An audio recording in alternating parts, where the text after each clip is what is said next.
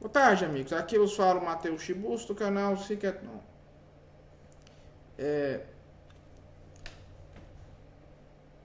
Matheus Chibus, eu já gravei vários vídeos pedindo pelo documentário do Bernardo Kister. Eles estão no meio de nós. Não é? Bem, todos me pediram para eu fazer um documentário, uma resenha do documentário, uma vídeo resenha, depois do documentário sair. E os seus desejos foram atendidos, certo? Eu vi o documentário, tenho os seguintes pontos para falar. Em primeiro lugar, foi um grande desperdício de dinheiro para ter sido o que ele mesmo diz ser o maior crowdfunding da história do Brasil. Porque foi um documentário de entrevistas. Em grande parte do documentário você tem, uma parcela significativa do documentário é composta por uma única entrevista do Bernardo. Outras entrevistas, a maioria delas feitas no Brasil, eu só contei uma tomada externa. Grande parte das entrevistas foram visivelmente feitas no que parece ter sido um mesmo estúdio, certo? Parecem ter sido feitas em um estúdio comum. Inclusive, eu confesso que não prestei atenção quanto a se o Olavo de Carvalho, que é um dos entrevistados presentes, está ou não no mesmo estúdio que os outros. Eu não sei se aquilo ali é a casa do Olavo, eu não sei onde é aquilo, né? Eu achei assim...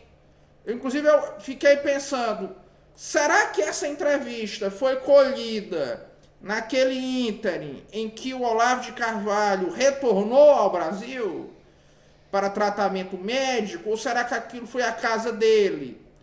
Eu realmente não sei. Muitos sinais de que o documentário foi feito às pressas.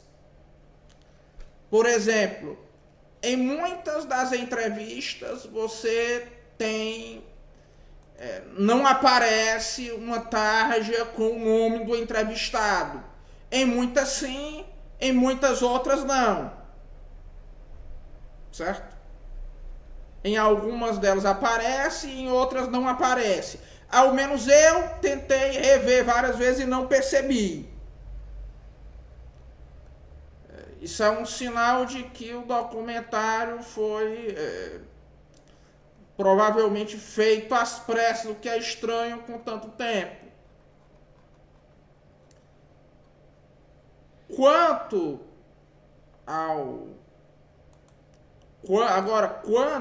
por exemplo, ao conteúdo, existem altos e baixos. No geral, o documentário cumpre um bom trabalho em explicar a gênese da teologia da libertação e uma história da teologia da libertação. Isto sendo dito, existe naquelas genealogias alguns erros. Por exemplo,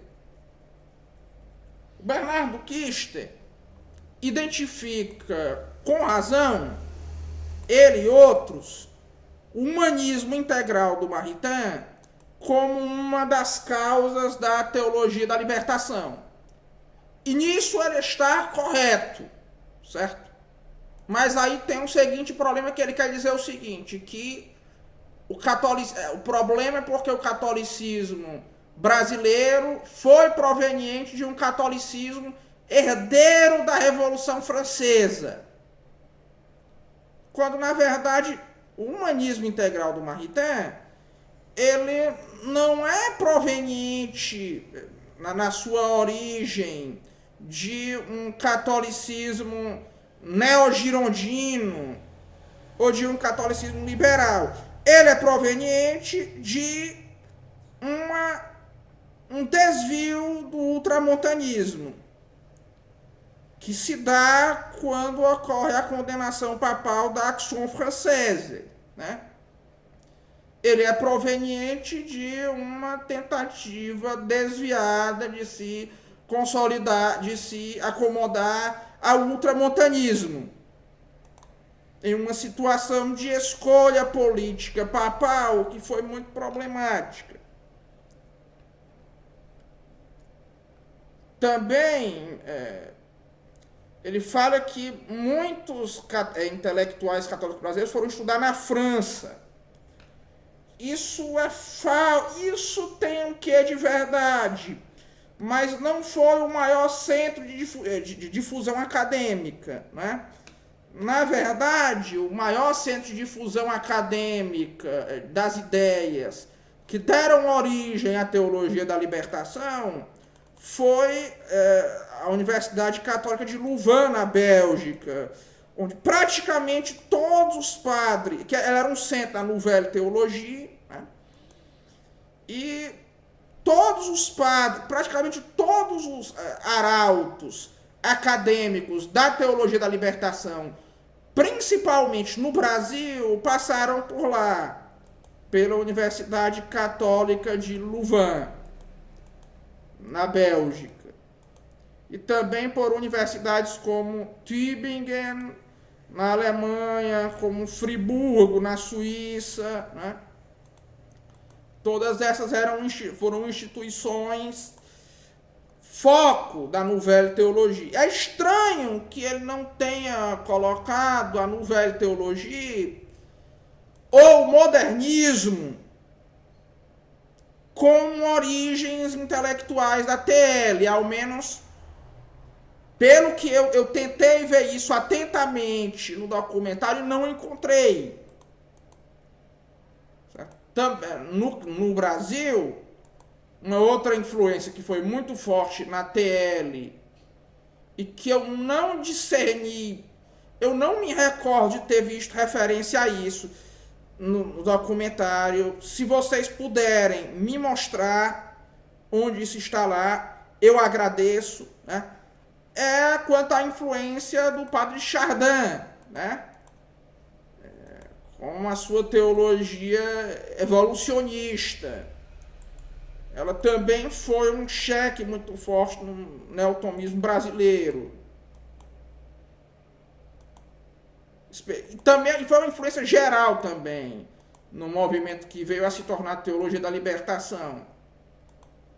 Um outro ponto que também faltou dar uma cobertura muito grande foi porque até teve referência a isso, mas não foi muito grande, foi a questão do papel do episcopado já existente na implantação da teologia da libertação, que já no Vaticano II, em momentos como o Pacto das Catacumbas, esse episcopado agiu, não é, para a implantação de uma teologia pobre na América Latina. Houve referência a isso, mas foi uma referência muito tangencial, né? Mas de resto não se falou muito desse fato de que a teologia da libertação nasce primeiro como uma praxis revolucionária e só depois como uma teoria revolucionária.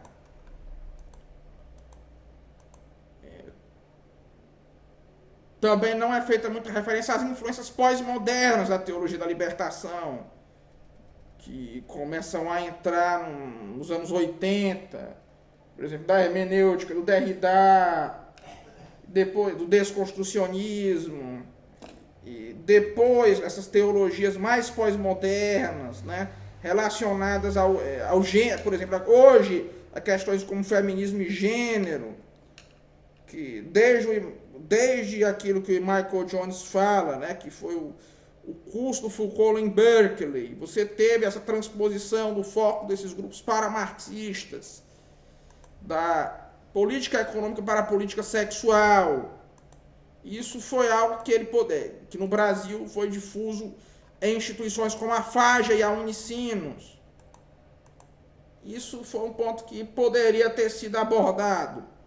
Agora, no geral, o documentário cumpre o seu papel de alerta quanto à teologia da libertação e de uma explicação de como a teologia da libertação veio a surgir. Mas não é um bom documentário.